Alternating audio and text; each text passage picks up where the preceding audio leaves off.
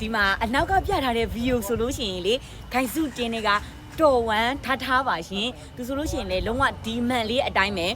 ကိုယ့်ရဲ့လုံနိုင်စမ်းတွေလည်းပြောင်းလာတယ်နောက်ကျတော့စိတ်ခွန်အားတွေပါရလာပြီပေါ့နော်အဲ့ဒါဘာလဲဆိုတော့အဓိကကျတော့ကိုယ့်ရဲ့လုံနိုင်စမ်းပေါ်မှာမူတည်ပြီးတော့မှယုံကြည်မှုတွေရလာတယ်ယုံကြည်မှုရပြီဆိုလို့ရှိရင်နောက်ပိုင်းမှာကိုယ့်ရဲ့စိတ်ပိုင်းဆိုင်ရာတွေပါနည်းနည်းတဖြည်းဖြည်းနဲ့တိုးတက်ပြောင်းလဲလာတယ်ပေါ့နော်ခိုင်စုကိုယ်တိုင်လည်းအဲ့လိုပဲဆက်စားချင်း online စလုပ်တော့မှဆိုလို့ရှိရင်တိတ်ပြီးတော့မှဟိုနည်းနည်းကြောက်တာရှိတယ်စကားမပြောရတာရှိတယ်လူမျိုးပုံစံပေါ့နော်ဒါပေမဲ့အခုနောက်ပိုင်းမှာဆိုလို့ရှိရင်ဒီလိုမျိုးပုံစံဖြစ်လာတာ